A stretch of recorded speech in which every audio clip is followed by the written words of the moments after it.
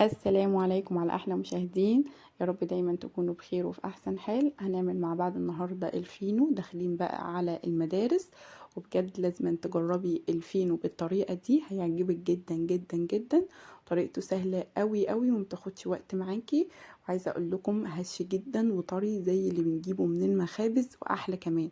جربوه ان شاء الله تدعولي. هو لونه بس اخد مني لون شويه في الفرن، ف كان لونه بس غامق معايا شويه عشان نسيته في الفرن حوالي دقيقه كده. تمام، بس عايزه اقول لكم كان طعمه جميل جدا وحلو قوي قوي قوي. وهوريكم قد ايه. بس شايفين عامل زي القطن كده من جوه. يلا بقى بينا نخش على الطريقه، ان شاء الله تجربوه ويعجبكم. اول حاجه انا معايا 5 كوبايات دقيق، يعني نص كيلو من الدقيق. تمام، عملت 5 كوبايات هنخلهم كويس قوي. 5 كوبايات دول بيعايروا معايا نص كيلو او اقل كمان، يعني 400 وحاجه. لان الكوبايه دي بتشيل معايا 80 جرام من الدقيق. تمام، فانا اخدت 5 كوبايات يعني هيبقى اقل من نص كيلو. هحط على ال5 كوبايات دي تالت كوبايه. طبعا لازم ننخل دقيق كويس، ونستخدم دقيق متعدد الاستخدامات او دقيق فاخر عشان يديني نتيجه حلوه قوي للفينو. فاهم حاجه في المعجنات المخبوزات ان احنا نستخدم دقيق يكون ناعم جدا. تمام، معايا هنا معلقتين ونص من السكر على ال5 كوبايات دقيق. حطيت معلقتين ونص من السكر، وهحط معلقه كبيره من الخميره الفوريه. هقلب بقى المكونات الجافه كده مع بعض، الخميرة مع السكر مع الدقيق، عشان الخميرة كده يتوزع في الدقيق كويس. هنزل بقى برشة صغيرة من الملح، يعني حوالي كده ربع معلقة صغيرة من الملح، وهقلب. بعد كده هنزل بالمية. عايزة اقول لكم مقاديره سهلة جدا واقتصادي جدا جدا جدا. هنزل بقى بالميه. اخدت معايا كوبايتين من الميه، انا استخدمت كوبايه ميه وكوبايه لبن. انت ممكن تستخدمي كوبايتين من الميه وما تستخدميش لبن خالص، ده اختياري طبعا، بس احنا عشان بنعمله في البيت عايزينه يبقى مغذي. فلو عندك كوبايه من اللبن نحط كوبايه من اللبن معاها كوبايه من الميه. ما عندناش لبن نحط كوبايتين من الميه. انا هنا ممكن ال5 كوبايات دقيق بياخدوا كوبايتين من الميه. تمام، لو استخدمتي طبعا كيلو كامل يعني 10 كوبايات من الدقيق. 10 كوبايات دقيق بيعايروا بالظبط 900 جرام من الدقيق. هياخدوا معاكي 4 كوبايات من الميه. هبدأ بقى هنا هقلب بقى بايديا والم العجينه. هي عجينه الفينو بتلزق في الايدين يا جماعه.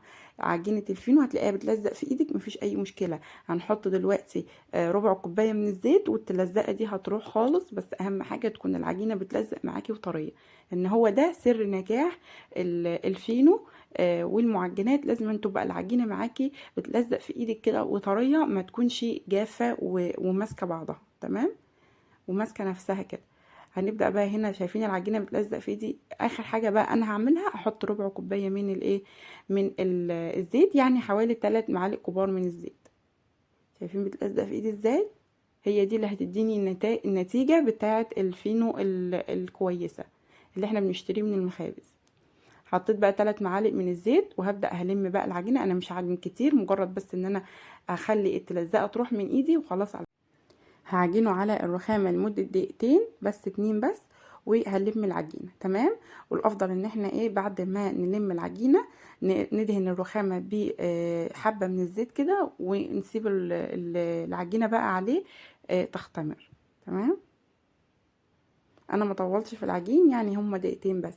وهبدأ بقى ان انا شايفين العجينة بقت معايا عاملة ازاي، بقت ناعمة جدا وطرية قوي قوي قوي. طبعا احنا الافضل ان احنا نبقى دهنين ايدينا زيت والرخامه بالزيت عشان ما تلزقش معايا. هحط بقى شويه من الزيت كده، وهبدا ان انا هسيب العجينه عليها وهسيبها تختمر. هسيب بقى العجينه خلاص بقت تمام كده معايا. هحط عليها بقى البوله اللي انا عجنت فيها، وهسيبها لمده ساعه تختمر. وهنا بقى بعد الساعه اختمرت معايا اهي زي ما انتم شايفين. هبدا ان انا هلم العجينه واطلع اي هواء فيها، وهبدأ بقى ان انا هعملها كور، يعني هعملها كده كور. طبعا لو بتلزق معاكي زي ما انتم شايفين كده، بحط شوية زيت. انا حطيت شوية زيت كده من على الحواف، وببدأ ان انا المها. وطبعا ايدينا نبقى دهنينها زيت عشان العجينة معايا طرية. فهتلزق في ايدك. فاهم حاجه نبقى دهنين ايدينا زيت، وندهن الرخامه زيت، ونبدا نلم الايه العجينه.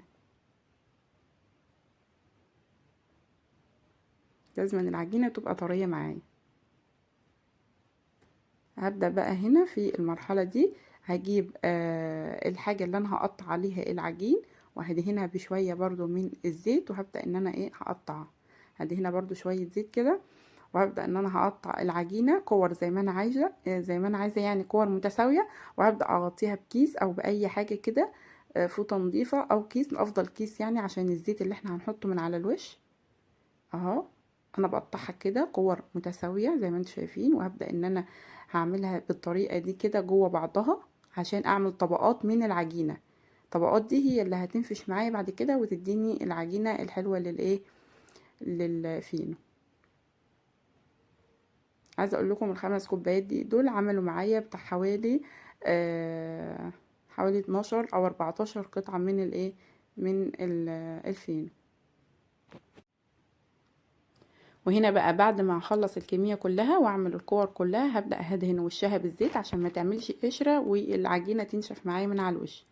تمام، هدهنها بالزيت وهحط عليها كيس كده، وهسيبها ايه لمده 10 دقايق او ربع ساعه على الاقل عشان تختمر معايا مره كمان وتريح معايا، ولما اجي افردها تتفرد معايا بسهوله. تمام. هبدا بقى هنا بعد ما سبت العجينه ارتاحت هدهن معايا الرخامه بالزيت عشان افرد العجينه معايا بسهوله وما تلزقش معايا في ايديا، وايدي كمان تبقى فيها برضو زيت، واكون دهنه النشابه اللي انا بفرد بيها برضو زيت. تمام. هبدا بقى ان انا هفرد كده، تفرد معايا تفرديها دائره او مستطيل زي ما انت عايزه. انا عملت شويه يعني دائره كده، وشويه عملتهم مستطيل عشان اوريكي الشكلين. دي عملتها دائره، وهبدا الفها بقى رول زي ما انتم شايفين كده، وهقفل بقى من تحت عشان العجينه ما تفتحش معايا لما تختمر ولما اخبزها في الفرن. هقفل كده العجينه كويس قوي من تحت، وبحطها برضو على الحته اللي انا قفلتها دي. لما برصها في الصينيه بقى واقفلها من على الجناب زي ما انتم شايفين كده معايا. هرص بقى على الصينيه برضو اكون دهناها معايا بالزيت، وهبدا بقى ان انا هفرد القطعه دي بقى زي ما انتم شايفين كده معايا، هفردها مستطيله. تمام اهي.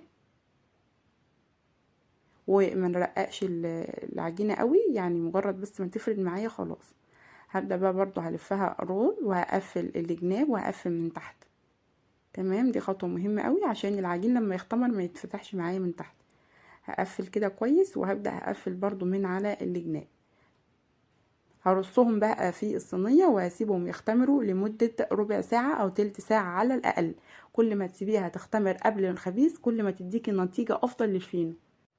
وبعد ما هسيب العجينه تختمر معايا لمده ربع ساعه او تلت ساعه زي ما انتم شايفين كده معايا، هجيب شويه من الميه واحط عليهم معلقه صغيره من السكر، يعني شويه ميه بسكر كده، وهبدا هدهن الوش معايا. طبعا لما بدهن الوش الفينو معايا بميه بسكر بيديكي نتيجه حلوه قوي قوي وطعم حلو قوي قوي للفينو. فالافضل ان احنا ندهنه بايه بميه والسكر، وبيدي لون حلو قوي للفينو وهو لما بيطلع من الفرن. طبعا هدخله الفرن على درجة حرارة 180، وبسيبه بياخد معايا حوالي 10 دقايق او 7 دقايق، ما بياخدش وقت خالص. ما تطولوش عليه في الفرن، تبصوا عليه بعد 7 دقايق عشان ما ياخدش منكم لون كده شوية، اخد مني لون شوية كده في الفرن. بس عايزه اقول لكم كان طعمه حلو قوي، يعني لحقته الحمد لله قبل ما يغمق معايا ويتحرق معايا. بس عايزه اقول لكم طعمه حلو قوي قوي قوي وجميل جدا، ان شاء الله تجربوه ويعجبكم. عايزه اقول لكم كمان انا مش قادره ان انا افتحه ولا قادره امسكه لان هو سخن، يعني انا بقطعه معاكم كده وهو سخن، فمش قادره امسكه كويس ولا قادره اتحكم فيه كويس. طبعا لما نسيبه يبرد تماما افضل طبعا، وهتقدروا بقى تشوفوا الايه هيبان طعمه وهيبان شكله والهشاشه بتاعته وكل حاجه. بس انا طبعا قطعته معاكم وهو كان سخن ولسه مطلعاه من الفرن.